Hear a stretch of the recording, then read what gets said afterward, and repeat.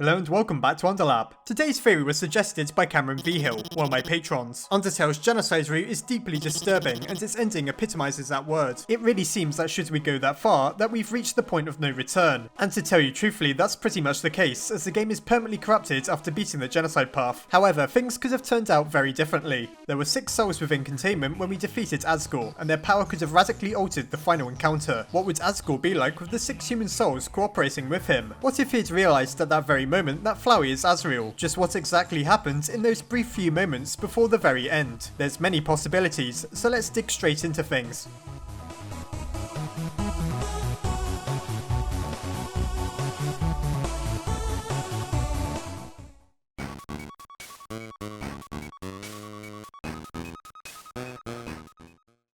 There's a lot of things to look at here, and I'll mostly be looking at some of the deeper and more subtle lore behind Undertale that you possibly never noticed. I'm going to talk about the Genocide route as a whole, and why things could have been so different if just a few little circumstances were changed. Firstly, let's examine the neutral route where we end up fighting Flowey. After we either kill or spare Asgore, Flowey destroys his soul, and he ends up absorbing the 6 human souls. Unfortunately, that isn't quite enough to complete his transformation, and rather than reverting to his original form, that of Azrael Dreamer, he becomes the abomination known as Omega Flowey. Still, it's hardly as if he didn't get what he wanted. He becomes incredibly powerful and pretty much impossible to defeat. He attacks faster and with more dangerous abilities than almost any other monster in the game, and we can only deal a single point of damage to him with each blow. This fight would surely be literally impossible if it wasn't for how it's designed. There's intervals in between the fight with Omega Flowey where we face down the human souls he's enslaved. Should we manage to free them from their imprisonment, they betray Flowey and he becomes weaker, while we become stronger. After doing this for all 6 souls, Omega Flowey finally becomes completely vulnerable and can no longer fight us off, and eventually we win. What's interesting here is the mechanics of the fight. The idea is that we're liberating the human souls from a fate they clearly wish to escape from. It seems some remnants of the humans' original personalities has remained, and they'd rather help a fellow human over the terrible creature that is Omega Flowey. They've absolutely no reason to assist him other than the fact that he's stolen their power for the time being. But what if they viewed Flowey as an ally? On the Genocide path, that could potentially happen. A maniacal genocidal Frisk is something surely even the human souls would oppose. If either Flowey or Asgore chose to absorb them in order to fight us, chances are there would never be those intervals where we get to free the souls. After all, what sounds better? Reluctantly helping monsterkind, or allowing a clearly insane human to destroy the entire timeline? Obviously, if the souls are aware of what's happening, they'd go for the former. In that case, we'd potentially end up fighting a fully powered Omega Flowey with no chance of weakening him. Could we ever get past him then? Well, possibly. Remember that on the Genocide path, we're a level 20 killer with a lot of execution points. Chances are we'd be strong enough to get past him, just with a lot of difficulty. Who knows how much of a threat 6 souls working together in the body of a monster could present though? What if they merged with Asgore? Here's a very peculiar situation. Would they really want to work with the same monster that ordered their deaths? Chances are they wouldn't, which is why I first suggested them cooperating with Flowey. You may be wondering why Asgore never took the chance to stop you by forcefully absorbing the power of the souls. You could quite easily argue that on the Genocide path he's taken by surprise, and so therefore he has no time to prepare. However, I don't think that's the real reason why Asgore doesn't rush to take the souls. Actually, the neutral route tells us a lot more. Should we choose to spare him, he falls to his knees and is stunned by the mercy we're showing him. He shows a lot of regret over his actions, particularly over how Toriel has left him and he had to do things he isn't proud of. Truthfully, it seems even if Asgore obtained all the 7 souls that he required, he may no longer have the heart to use them. This probably applies to the Genocide route as well. After all, it does seem quite unlikely that Asgore didn't know that we were coming. Are you telling me that Alphys didn't at least try to call him? Why didn't Sans pass on the message, seeing how he can just teleport? By the time we reach Asgore, he seems a little bit addled. One way or another though, there's plenty of reasons as to why Asgore couldn't or chose not to use the souls against us. This clears up what could be seen as a plot hole by some, as even with Sans' rampant nihilism, you'd think that the King of Monsters would at least put up one last fight for the sake of his kingdom. Or maybe he just knew that it'd be a terrible idea to absorb only 6 souls. Perhaps that imperfect amount of power is guaranteed to always transform you into something terrible like Omega Flowey, and it's not hard to figure out why Asgore wouldn't want to do that.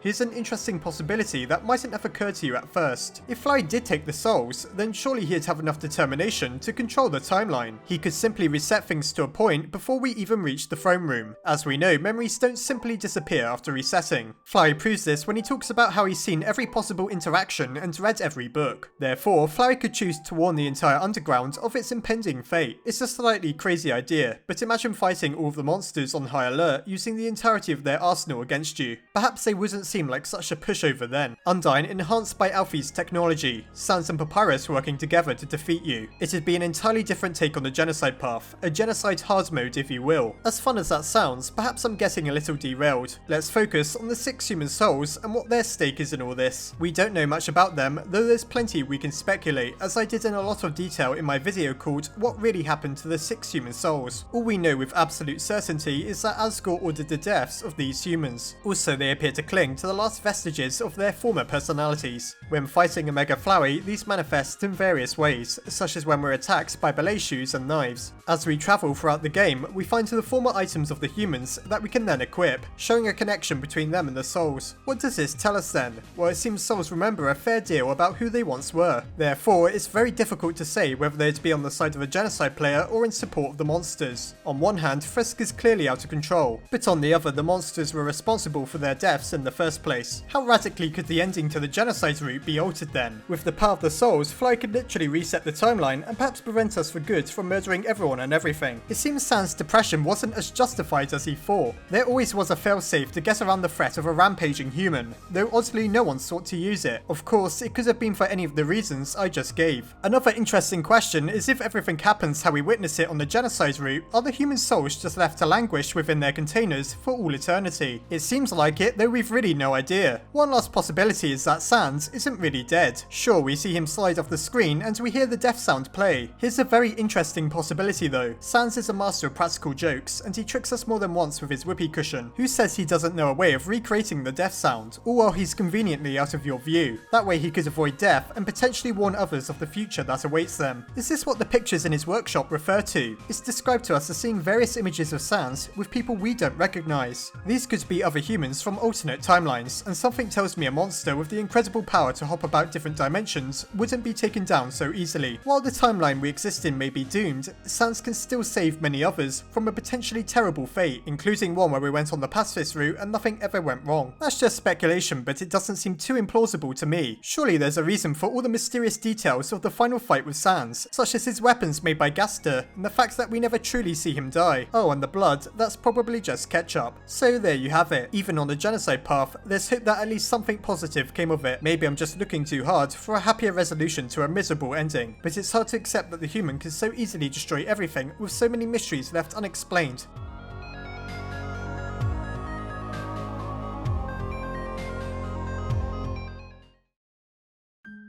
So it seems that the Genocide route could have gone many different ways if just a few little things were changed. It's very bizarre to think of Flowey as the hero of the story, but in that case he really would be, as he's potentially the only one who could save the entire planet from a bloodthirsty and deranged human. As for the real ending, things look rather grim, though I do have some faith that Sans may have had one last trick up his sleeve. What different ways can you think of that the Genocide route could have ended? As always, I hope you enjoyed the video. Try not to forget to absorb the 6 human souls when you need them most, and I'll see you next time.